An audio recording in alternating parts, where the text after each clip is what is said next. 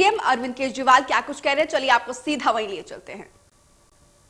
युवा देश के लिए बहुत कीमती हैं। आप लोग अपने परिवार के लिए बहुत कीमती हैं। आपकी ज़िंदगी,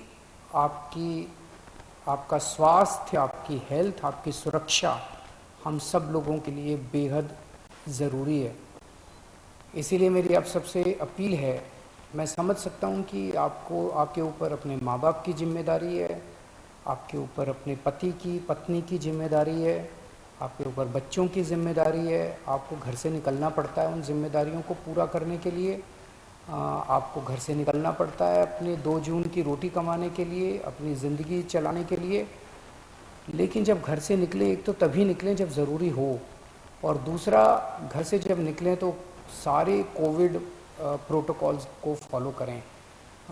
उसकी बड़ी कड़ाई के साथ आपको उसको फॉलो करना है। मास्क पहन के रखना है, अपनी सुरक्षा अपने हाथ में है। और दूसरा, अगर आप 45 साल से ऊपर की उम्र के हैं तो तुरंत जाके इंजेक्शन लगवा लीजिए। इंजेक्शन सारे सरकारी अस्पतालों में फ्री है, और सरकारी अस्पतालों को हमने कई सारे अस्पतालों को 24 घंटे हम लोगों ने खोला हुआ है। तो युवाओं से खासकर मेरी अपील है, बच्चों की सुरक्षा हमारे लिए बेहद ज़रूरी है। और अभी सीबीएसई के एग्ज़ाम आने वाले हैं। 6 लाख बच्चे दिल्ली में सीबीएसई के एग्ज़ाम में बैठेंगे। 1 लाख के करीब टीचर्स इसमें शामिल होंगे। ये बहुत बड़े हॉटस्पॉट्स बन सकते हैं। बहुत बड़े स्तर के ऊपर कोरोना फैल सकता है। बच्चों की ज़िंदगी, बच्चों की सेहत, बच्चों का स्वास्थ्य हमारे लिए बहुत ज़रूरी है। मेरी हाथ जोड़ के केंद्र सरकार से अपील है कि सीबीएसई के एग्ज़ाम्स को कैंसिल किया जाए, और इसके एवज़ में कोई और तरीके निकाले जा सकते हैं, या तो ऑनलाइन का कोई तरीका, या इंटरनल असेसमेंट करके उसके बेस के ऊपर इस बार बच्चों को पास किया जा सकता है। लेकिन सीबीएसई के एग्ज़ाम कैंसिल करने बहुत ज़रूरी हैं। मैं और कई देशों के उदाहरण देख रहा था। कई देशों ने, जहाँ जहाँ सेकेंड वेव का प्रकोप आया है, कई देशों ने अपने अपने एग्ज़ाम्स कैंसिल कर दिए हैं। हमारे देश के अंदर कई राज्य सरकारों ने अपने अपने एग्ज़ाम्स कैंसिल कर दिए हैं। मेरी केंद्र सरकार से अपील है कि सीबीएसई के एग्ज़ाम्स कैंसिल किए जाएं। पिछले कुछ दिनों से, और ख़ासकर कल, हमने बहुत बड़े स्तर के ऊपर, जैसा मैंने कहा था कि हम लॉकडाउन नहीं लगाना चाहते, हमारा पूरा प्रयास है कि हेल्थ इंफ्रास्ट्रक्चर जो है वो काबू में रहे। तो कल बड़े स्तर के ऊपर हमने बहुत बड़ी प्लानिंग की, सभी ऑफिसर्स ने और मेडिकल स्टाफ ने बैठ के। तो बड़े बड़े हॉस्पिटल्स के साथ हम बैंक्वेट हॉल्स और होटल्स को अटैच कर रहे हैं, ताकि मान लीजिए किसी अस्पताल के अंदर 100 बेड हैं और उसके साथ हमने एक बैंक्वेट हॉल अटैच कर दिया, उस बैंक्वेट हॉल में भी 100 बेड हैं। तो जो थोड़े से कम बीमारी वाले मरीज होंगे उनको फिर बैंक्वेट हॉल में शिफ्ट कर देंगे। अस्पतालों में केवल और केवल सीरियस मरीज ही रखे जाएं। अगर किसी को केवल ऑक्सीजन की ज़रूरत है तो ऑक्सीजन तो हम बगल में, जैसे एलएनजेपी के सामने एक बैंक्वेट हॉल है, उस बैंक्वेट हॉल के अंदर अगर ऑक्सीजन का भी इंतजाम कर देंगे तो ऑक्सीजन की अगर केवल किसी को ज़रूरत है तो वो बैंक्वेट हॉल में भी उसका इलाज हो सकता है। तो इस तरह से बहुत बड़े स्तर के ऊपर हम बेड्स की कैपेसिटी क्रिएट कर रहे हैं।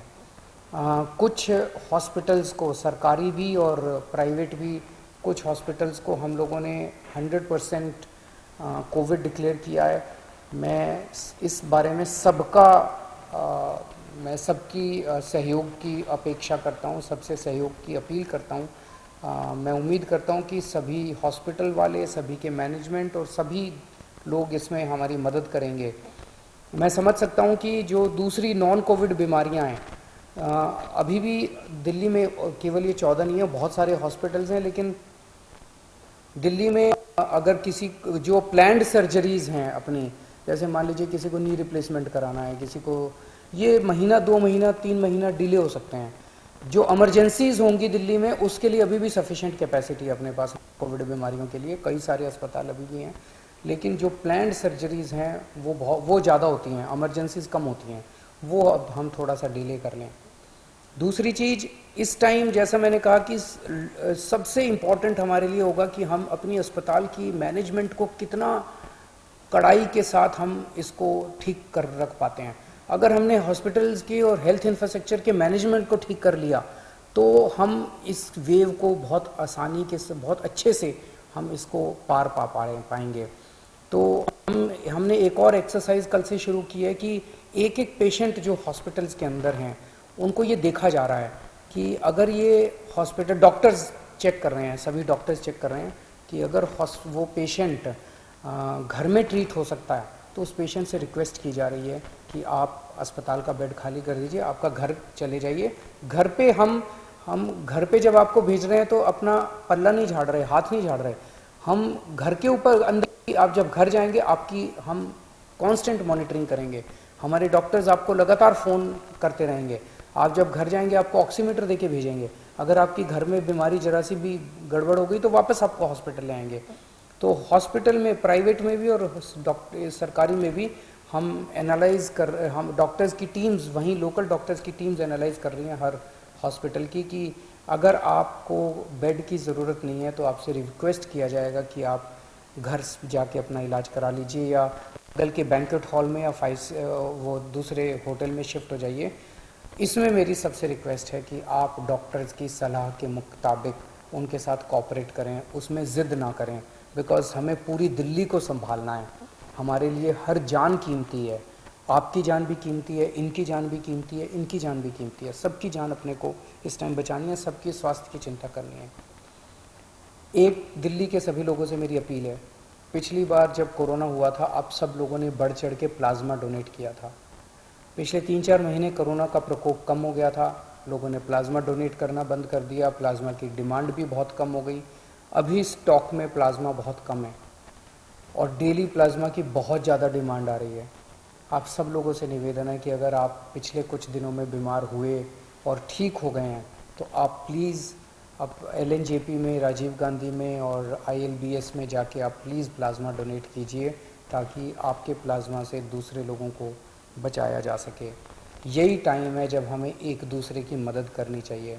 अपना स्वार्थ छोड़ के, चाहे पड़ोसी की मदद है, चाहे दिल्ली में किसी और की मदद है, चाहे देश में किसी की मदद है, हम सब लोग अगर मिल के एक परिवार की तरह, मैं बार बार कहता हूँ ना कि दिल्ली वाले हम सब एक परिवार हैं, अगर हम एक परिवार की तरह काम करेंगे तो हमने जैसे 3 वेव, पिछले 1 साल में 3 वेव का मुकाबला किया था, ये चौथी वेव का मुकाबला भी हम सक्सेसफुली कर लेंगे। नमस्कार।